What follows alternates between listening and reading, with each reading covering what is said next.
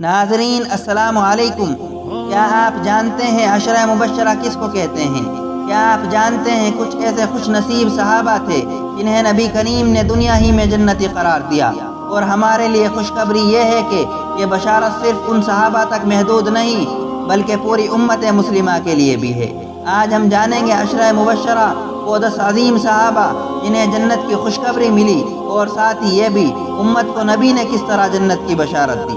آئیے جانتے ہیں وہ کون سے صحابہ ہیں جنہیں نبی نے جنت کی بشارت دی۔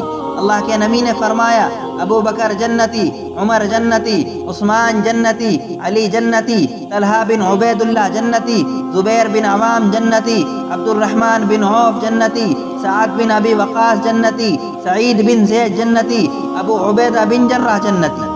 لیکن دوستو، یہ خوشخبری صرف عشرہ مبشرہ تک محدود نہیں۔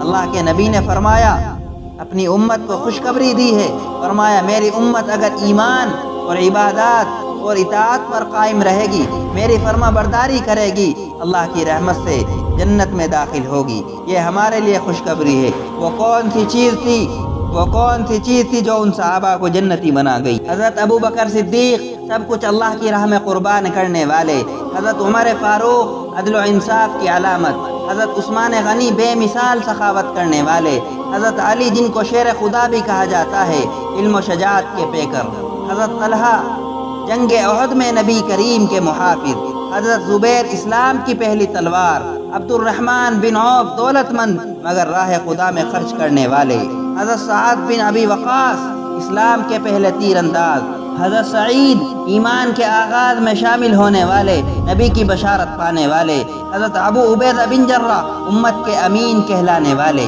یہ وہ لوگ تھے جنہوں نے قربانیاں پیش کی، اپنی جانوں کا نذرانہ پیش کیا۔ ناظرین، اگر آپ کو کسی صحابہ کی زندگی میں سب سے زیادہ کسی صحابہ نے آپ کی زندگی کو متاثر کیا ہو، کمنٹ میں اس کا نام ضرور لکھیے، اور لائک اور سبسکرائب کرنا نہ بھولیے۔ جزاک اللہ خیر۔